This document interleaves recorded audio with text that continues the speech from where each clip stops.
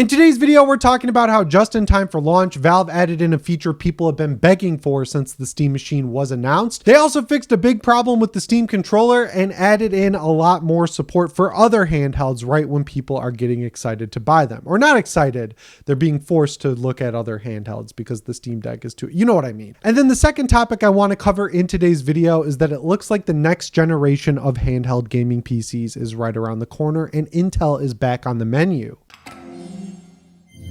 How's it going, everyone? As always, my name is Jimmy Champagne. This is Deck Ready, my channel all about Steam hardware, and I hope you're having a great week playing a ton of video games. I'm almost done with 007 First Light, and I'm really bummed. It's so much fun. 18 hours felt like 2 hours because every level in this game seemingly is just better than the last. I cannot believe how good this game is. If it's on your wish list, buy it now. I need more of these games. I need there to be 2 sequels at minimum. It is just that good. Let me know what you're playing down in the comments below. Also, quick PSA, I will be at Summer Game Fest. If you see me, come say hi. I get DMs like I was in Italy and a guy messaged me and said that he saw me and my wife eating dinner at a restaurant and didn't want to bug us. I promise you're not going to bug me. You can come up and say hi if you see me walking around in LA. But with the intro out of the way, let's get into the first news story here and talk about SteamOS Beta 3.8.6 and all of these new features it brings along. So the big one that I think is going to get a lot of people excited is that it added in preliminary support for HDMI VRR for devices with native HDMI output, aka the Steam Machine, because out of the official SteamOS devices, the Legion Go S, the upcoming Legion Go 2, the Steam Deck, like none of those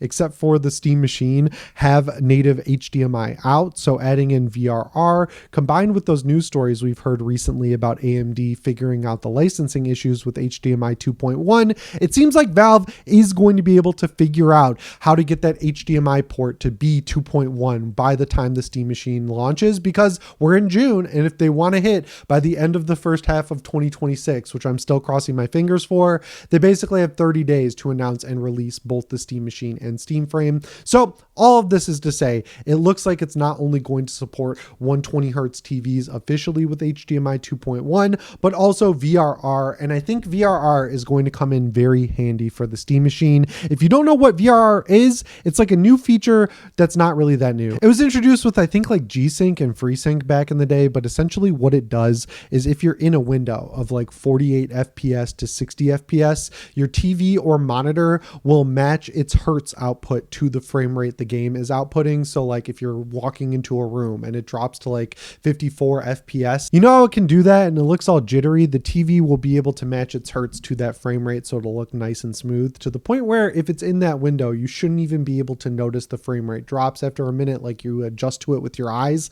or whatever, then you won't notice it. So that's a great feature to have on a mid to low powered device like the Steam Machine, because everyone's worried about the GPU. I'm worried about the CPU because so many games lately are incredibly CPU dependent. Like a recent example is Forza Horizon 6. A lot of the slowdown and stuttering in that game has to do with the way AMD CPUs work, and that's what the Steam Machine has. So like you want something like VRR to really do its job and smooth that out. And I know with the Steam Deck, something people were really bummed wasn't included in the OLED model was VRR. And that's a huge reason why they were excited to pick up devices like the Legion Go S or the ROG Ally X back in the day. So it's good to see that is included. And I hope HDMI 2.1 is fully supported on the Steam Machine at launch, because that will open it up for all of Linux. I'm pretty sure my motherboard is HDMI 2.1 compatible, but because I'm using Linux, I can't take advantage of those features. But I will say I'm able to go up to 120 FPS. So I'm getting the main functionality of it out of my PC, you know, without HDMI 2.1 being fully supported by SteamOS. So either way, I think it's going to work out. So that covers it for the Steam Machine updates. Let's bounce over to the Steam controller. One issue that's been fixed has to do with charging.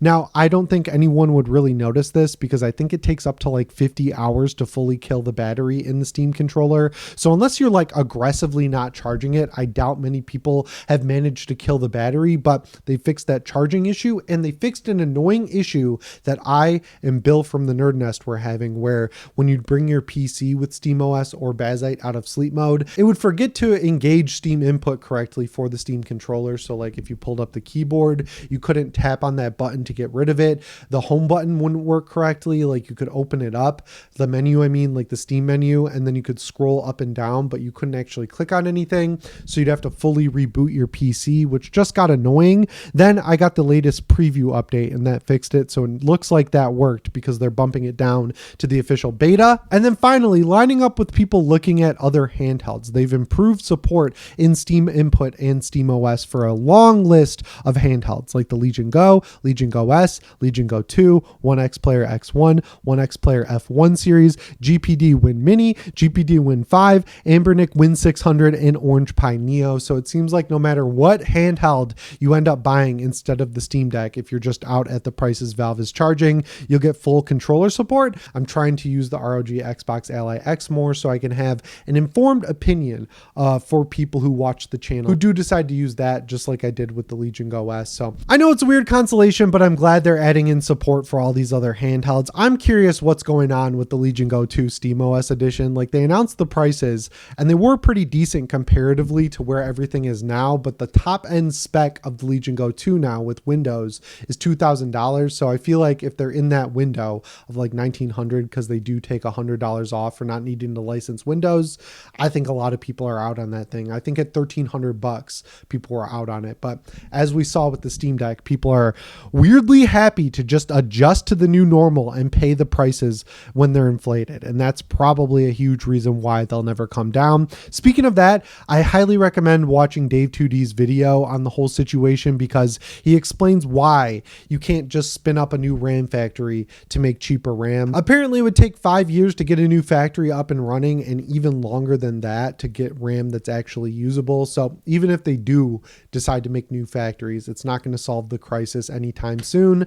So Valve is in a tough spot. I hope they figure out how to lower the prices eventually, but you know I like being an optimist, but I think this is the new normal, unfortunately. But that means it's probably about time to start looking forward to the next generation of handheld PCs because it looks like they're coming soon. Intel is back on the menu straight out of Computex. They've announced the Arc G3 APUs, and these are not theoretical chips. These are real chips that are going to be in 3 different handhelds: the MSI Claw, new version, One X Player 3, and Acer Predator Atlas 8, which people did get hands on with. It's an ugly handheld, but it looks pretty cool. And the reason this is exciting is because A, Intel's been out of the handheld PC game for a minute, or really the PC CPU game for a minute, because no one's been buying their CPUs. So it's good to see them back with a high performing one. And B, this thing looks like it massively outperforms the Z2 Extreme. So this is kind of hard to explain, but at 17 watts, it gets the same power output as the Z2 Extreme running at 35 watts. So at 35 watts, it's still 45% faster, but at 17 watts, you're still getting good performance, which means way better battery life. And I know AMD has the Strix Halo chips, but those are still really expensive. Like the GPD Win 5 is a 2000 and up handheld. So this thing is competing with the Z2 Extreme in performance and price and beating it by a wide margin. So that just means that whatever the Arc G5, 7, and 9 are going to outperform it even better. It's nice to have Intel back on the block because when I built my first gaming PC in high school, that was what you went with. Like AMD was for if you had no money. I thankfully had a job that summer, so I was able to afford an i5 back in the day, and it ripped. And then for a while now, Intel just hasn't been worth buying in either GPU or CPU zones, but they're really all in on the handheld. So hopefully this results in some cool competition and better performance across the board. And while Asus, I'm sure, is looking forward to the Z3 Extreme, they had to announce a revision of the Xbox ROG Ally. They just can't help themselves. And now they've got the ROG Ally X20 for the 20th anniversary of ROG, and I guess the 25th anniversary of Xbox. Everything's coming together. This is a limited edition handheld that is frustratingly limited edition because it's bringing along a feature that has been requested since the beginning from the ROG line, which is an OLED panel. It's still sub 8 inches, so I feel like it's going to look a little small, but from what I've seen, it looks like it's a pretty damn good OLED panel, 7 7.4 inches, up to 120 hertz refresh rate with a peak brightness of 1400 nits. They've also made some slight control refinements, like the D-pad twists into different forms, I guess. I don't really understand how that works. And also the face buttons have been changed a little bit and the Xbox button glows. But the coolest thing about this is that it's translucent black and gold, which I think looks amazing.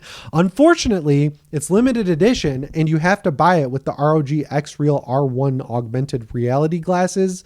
So this thing's going to be like $2,000, which is crazy. So like $1,000 above the Xbox Ally X. If you're in the market for the ROG Xbox Ally X, I would buy it sooner rather than later, because they're either going to take it off of sale or they're going to raise the price when their contract for RAM expires and they have to re-sign it. That's just going to be the reality of the situation. But regardless, hopefully we can go into this next generation with price being a big consideration. Like hopefully the chips perform better at cheaper prices and that can offset the increased cost of RAM and storage. But I'm just glad to see that, you know, these companies aren't completely giving up on the handheld PC space because of prices.